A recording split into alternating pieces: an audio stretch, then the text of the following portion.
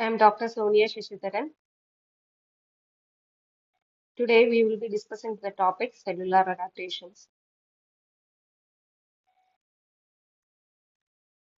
A normal cell is in a state of homeostasis, and when a stress occurs, the cell will try to adapt it through cellular adaptations. In an inability to adapt, a cellular injury can occur, which can be reversible or irreversible.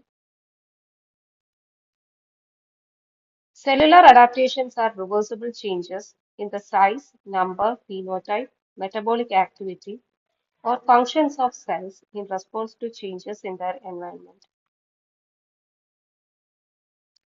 Cellular adaptations include atrophy, hypertrophy, hyperplasia, metaplasia, and dysplasia.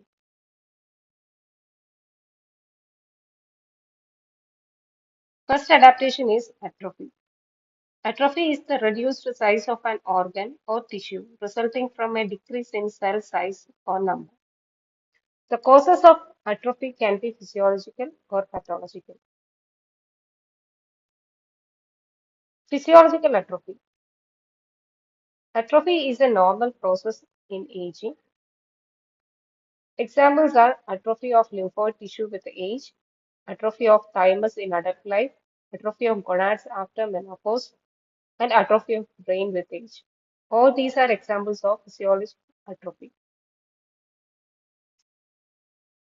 Pathological atrophy occurs as a part of a disease process. First one is starvation atrophy, which occurs due to decreased intake of nutrition. Ischemic atrophy, which occurs due to gradual diminution of blood supply in atherosclerosis, example, atrophic kidney and brain. Diffuse atrophy, which occurs due to prolonged diminished functional activity, example, wasting of muscles of limbs which are immobilized in a cast. Neuropathic atrophy, it occurs due to interruption of nerve supply leading to wasting of muscles, example, in motor neuron diseases and poliomyelitis. Endocrine atrophy, it occurs due to loss of endocrine regulatory mechanism, as in hypopituitarism, leading to atrophy of other endocrine glands like adrenals, thyroid, and gonads. Another example of pathological atrophy is pressure atrophy, which occurs due to prolonged pressure from tumors, cysts, or aneurysms. Example, erosion of skull by meningioma. Morphological features in atrophy. An organ or tissue which has undergone atrophy will be small and shrunken. Microscopically, the cells will be smaller in size with a decreased number of organelles. Also, they may contain autophagic vacuoles which persist to form residual bodies. Next type of cellular adaptation is hypertrophy. Hypertrophy is the increase in size of cells resulting in enlargement of organ or tissue without change in number of cells. It is caused by increase in functional demand or by hormonal stimulation. Physiological hypertrophy. Enlarged size of uterus in pregnancy due to hypertrophy of uterine smooth muscles. Hypertrophy of skeletal muscles in athletes and manual laborers are examples of physiological hypertrophy. Pathological hypertrophy. Hypertrophy of cardiac muscles in systemic hypertension or aortic valve stenosis. Hypertrophy of smooth muscles in pyloric stenosis or intestinal strictures. And compensatory hypertrophy may occur in organs when contralateral organ is removed. All these are examples of pathological hypertrophy. Morphology of hypertrophy. In hypertrophy, the organ is enlarged and heavy. Microscopically, there will be enlargement of cell and nuclei, increased number of organelles, and increased synthesis of DNA, RNA, and protein. Hyperplasia. Hyperplasia is the increase in number of parenchymal cells resulting in enlargement of organ or tissue. They can be two types, physiological and pathological. Physiological hyperplasia, they can be of two types, hormonal hyperplasia, which occurs under the influence of hormonal stimulation. Example, hyperplasia of female breast in puberty, pregnancy, and lactation, hyperplasia of myometrium in pregnancy, proliferative activity of normal endometrium after normal menstrual cycle. Next type of physiological hyperplasia can occur in compensatory hyperplasia, where hyperplasia occurs due to removal of a part of an organ or contralated organ in paired organs. Example, regeneration of liver after partial hepatectomy, regeneration of epidermis after skin abrasion, and following nephrectomy on one side, hyperplasia of nephrons on the other kidney can occur. Coming to pathological hyperplasia, it occurs due to excessive stimulation of hormones or growth factors, endometrial hyperplasia following estrogen excess, proliferation of fibroblast and endothelial cells during granulation tissue formation, formation of skin warts in HPV infection, pseudocarcinomatous hyperplasia of skin can occur at the margin of non-healing ulcers, and prostatic hyperplasia occurring in old age.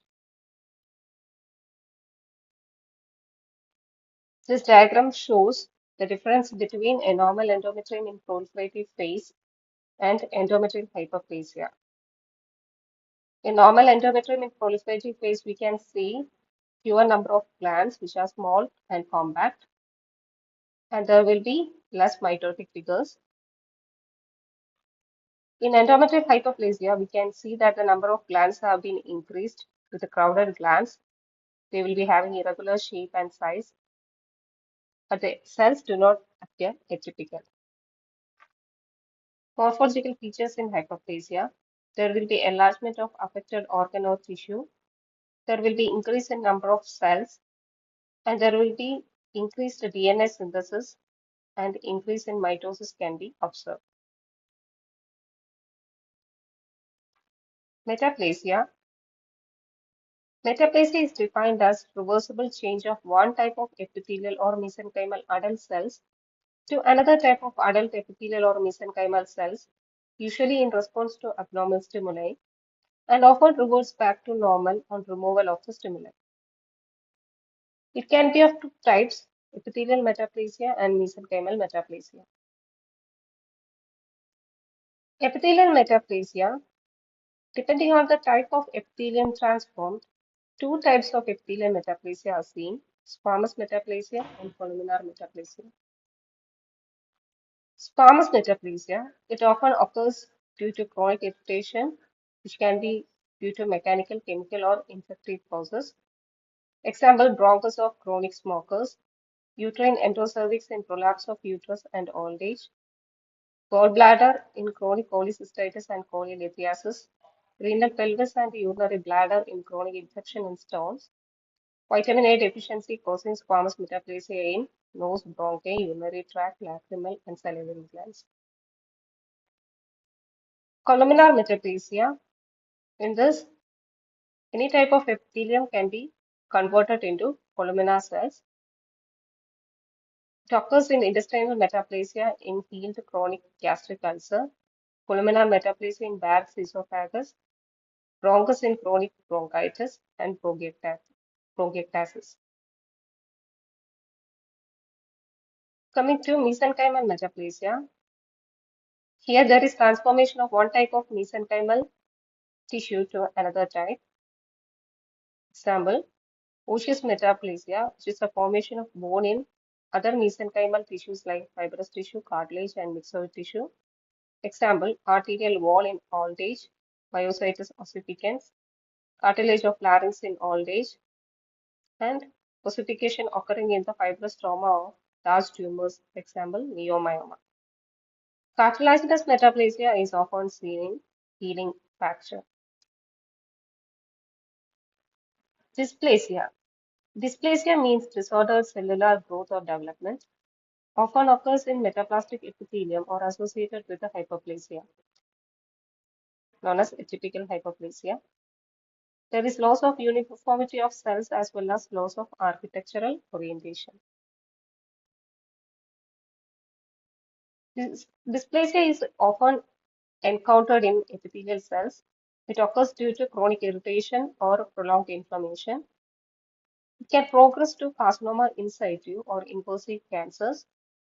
It can be graded as mild, moderate, or severe, depending on the thickness of the epithelium involved, as in cervical intraepithelial neoplasm or SIN. In SIN1, there is mild dysplasia and there is involvement of less than third of the epithelium. In SIN2, there is moderate dysplasia. Here, one third to two third of the epithelium is involved. And SIN3, which is severe dysplasia or carcinoma in situ, the full thickness of the epithelium is involved, but there won't be any breach in the basement membrane. So this is the picture depicting the changes occurring in SIN 1, 2, and 3. In dysplasia, the cells will show the following features: pleomorphism, hyperchromatic nucleus, irregular nuclear borders or folding of nuclear membrane, high nuclear cytoplasmic ratio, and many mitotic figures. These are the questions which were asked in the previous university exams from this chapter: metaplasia, hypertrophy, and atrophy. So we are concluding the session. Thank you.